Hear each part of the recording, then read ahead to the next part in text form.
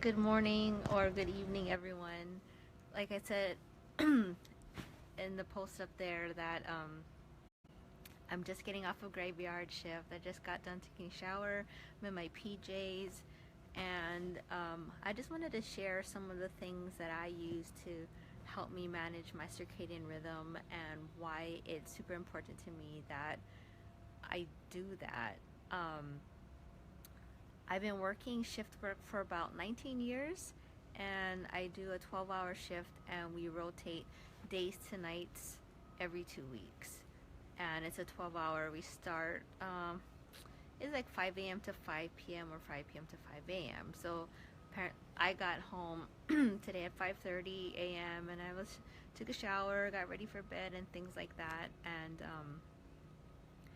so one of the things that I do is I try to get to sleep on time, and try to get a full night of sleep, about 6 hours. But lately I haven't been getting that much because of everything that's kind of happening in the world, and my emotions are kind of off kilter. And I just wanted to talk about that. If, let's say, um, if you're getting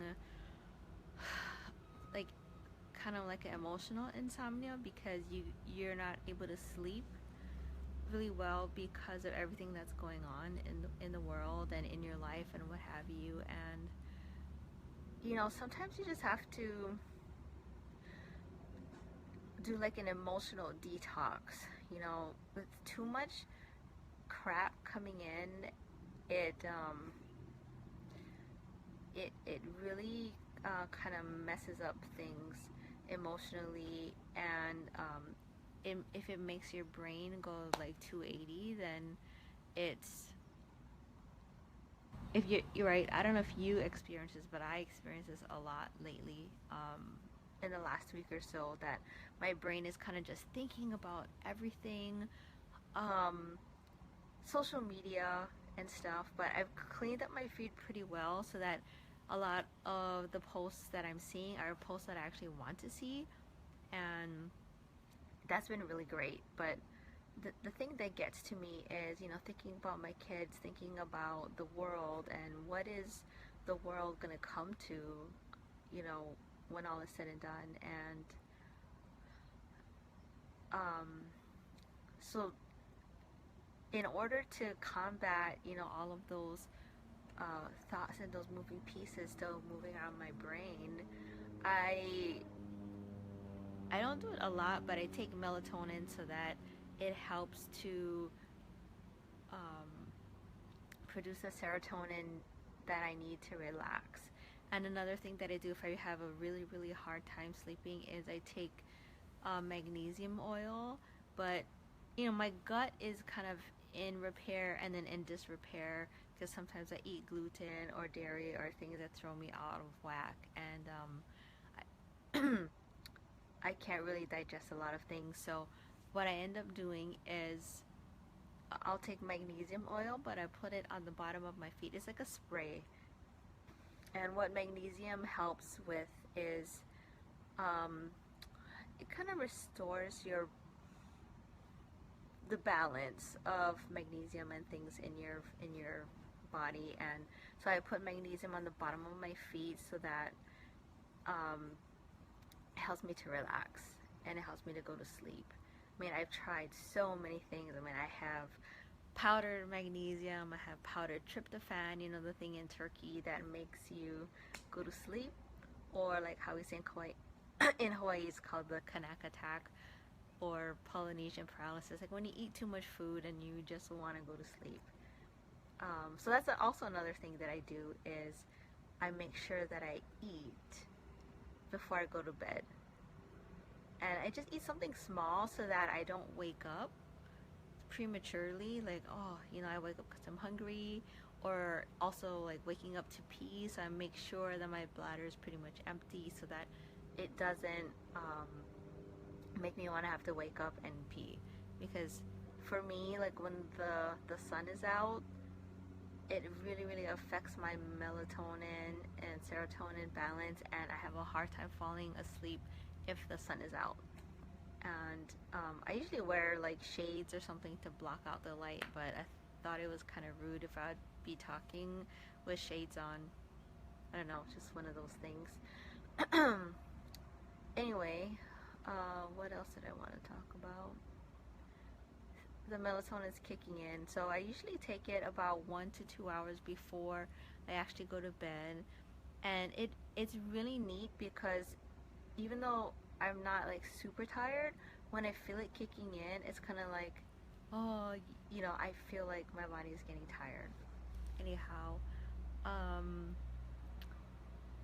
yeah, so of course, low battery. Um, so I've been up all night at work and everything. So anyway, that's just a couple of the things that I do to help cure or put my circadian rhythms back in check. Let's see, did I miss anything? Anyway, like I said, a lot of what's been happening for me lately, why I'm not getting the proper amount of sleep, is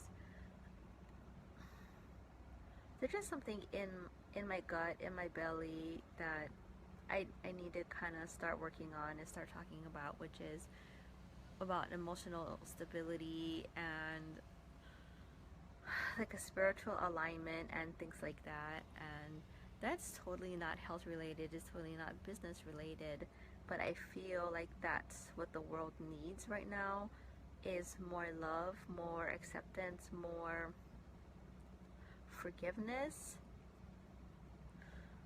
How else will I describe it? So in the Hawaiian, we call like your gut your na'au, or your intestines is another word for na'au, but that's not what it means. But when your gut is unsettled or whatever, it really kind of takes away from you being able to sleep.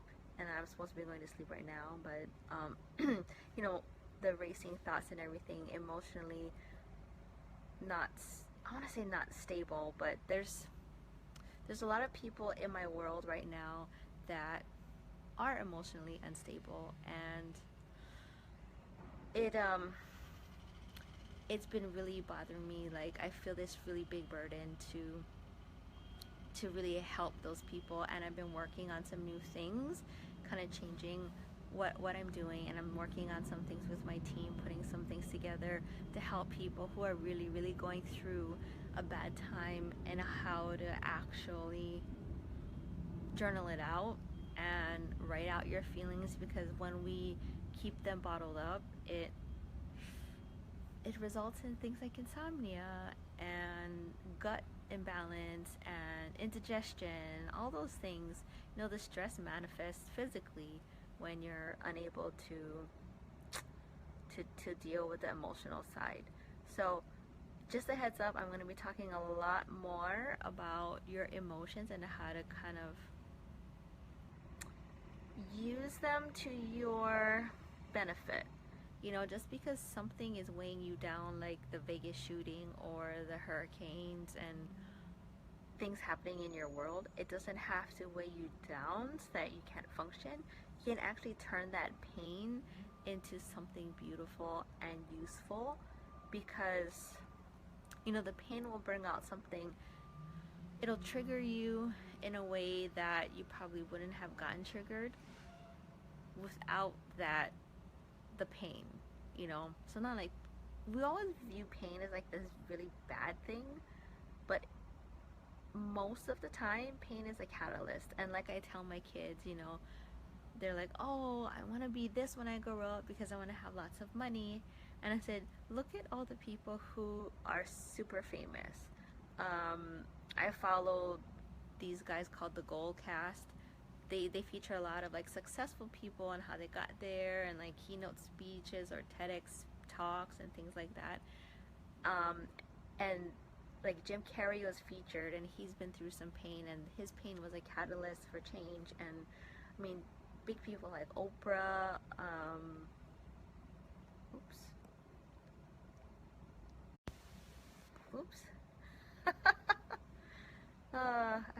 My Clash of Clans opened up in the background, and apparently I clicked on it.